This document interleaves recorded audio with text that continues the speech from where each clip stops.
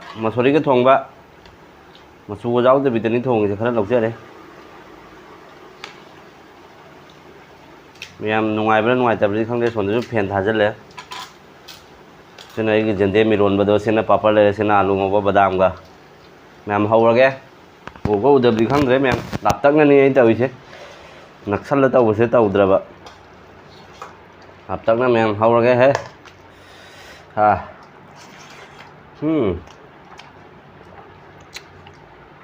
क्यों दरजा बंद करा ना क्यों मैंने दरजा तो एक बार बंद कर लाइटर एकदम है पूरा डायरेक्ट बंद कर नीचे नीचे तलत আছে বন্ধ করা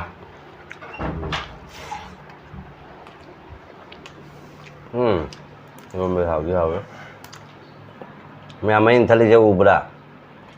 ꯂꯩꯉꯩ ꯂꯩꯔꯒ ꯑꯩꯅ ꯆꯥꯕꯤꯗꯕ ꯃꯇꯝꯗ ꯁꯪꯗꯕ ꯁꯦ ꯏꯀꯥꯏꯊꯕꯤ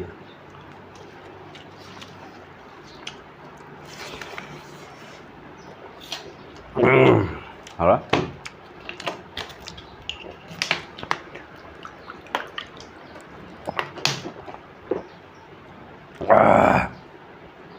आलू가 바닥으로서 아무튼 꼬트하게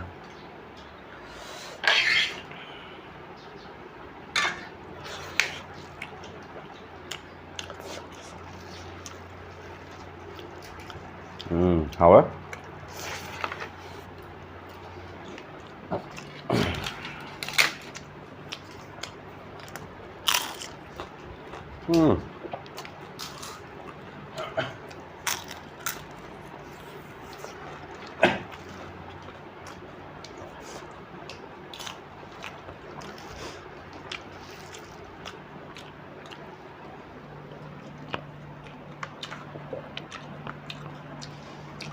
好啊干什么去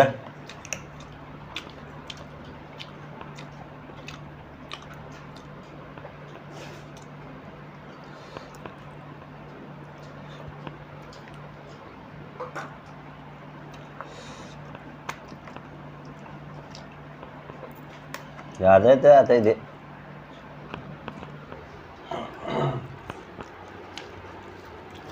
rồi mình sẽ mua một test tàu kìa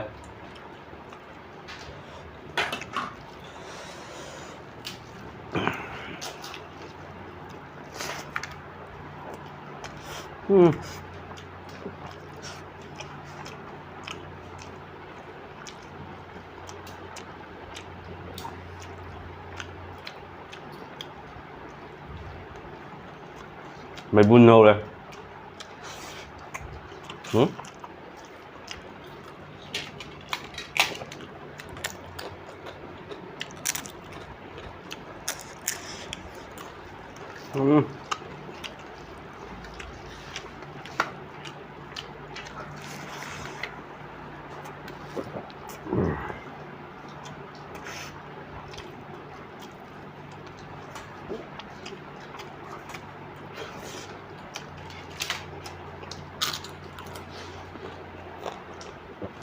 nó khang bay cái hay là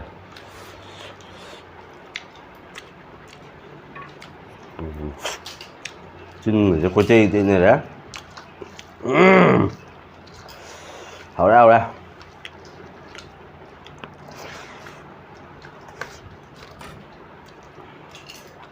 đi luôn mà thế này bộ wow very nice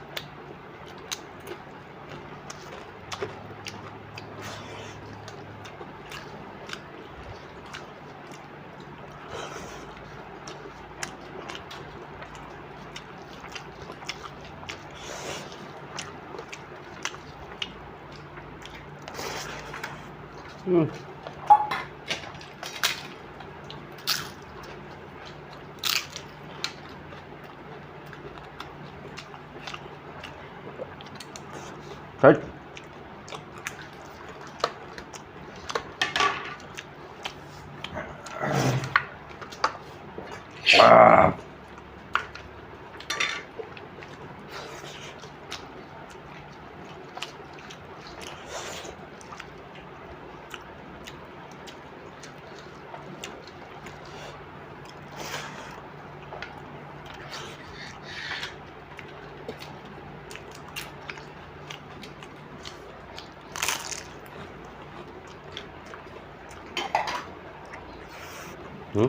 คือ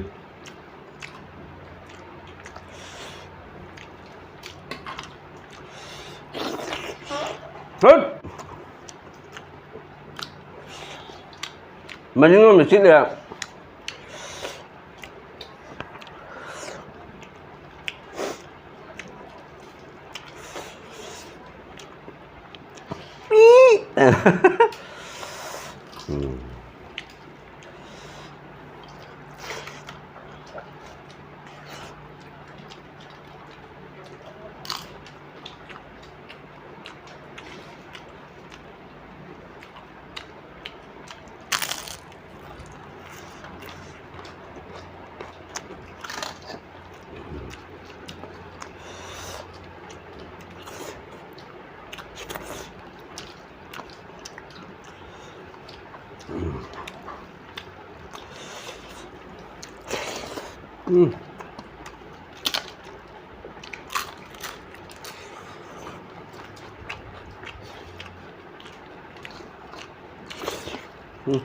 hả